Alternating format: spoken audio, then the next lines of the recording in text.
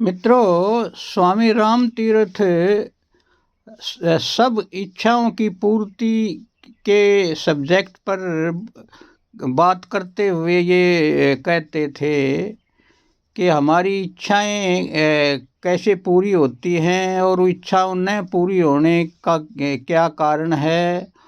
तो ये जो इच्छा पूर्ति का जो चैप्टर है, इस पर आज थोड़ा सा प्रकाश डालते हैं।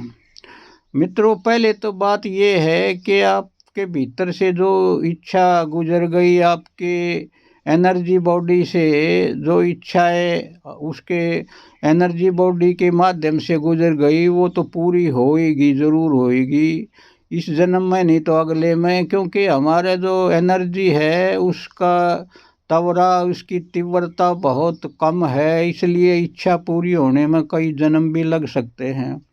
अगर कोई आदमी पूरा ऊर्जावान है, उसकी एनर्जी बॉडी का घड़ा लबालब भरा हुआ है, तो उससे जो इच्छा गुजरेगी वो तुरंत पूरी हो जाती है। तो आपने सुना होगा, जो महात्माएं हैं जो पूर्णतया अपने एनर्जी से पूरा लबालब भरे हैं और उनके मुंह से कुछ भी निकल जाए तो उनका आशीर्वाद फलित होता था।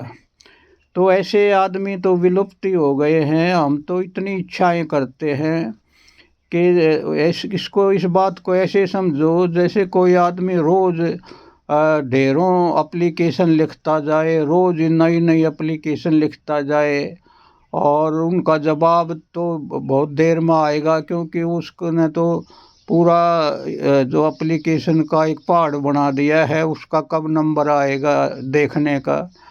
तो ऐसे ही ये बातें हैं। जो आदमी कभी इच्छा ही नहीं करता, अगर वो एक इच्छा भी कर ले वो तुरंत पूरी हो जाती है।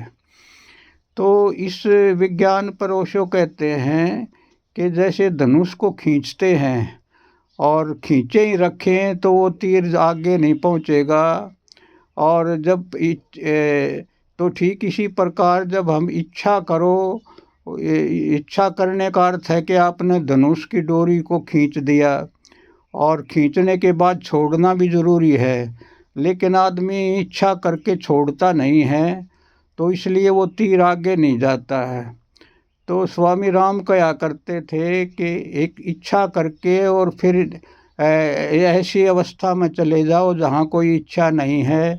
आप जो निर्विचार अवस्था में पहुँच जाओ तो वो इच्छा का जो तीर है वो अपने लक्ष्य की तरफ पहुँचेगा।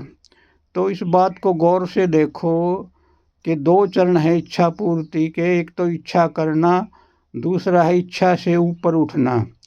तो ये दूसरे चरण में सब फेल हो जाते हैं, वो इच्छा किए ही चलते हैं, वो अपने मन रूपी धनुष को खींचे ही रहते हैं, तनाव में ही रहते हैं।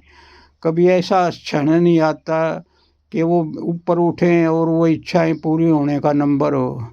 तो इस बात को ठीक से समझो। जय हो, जय हो।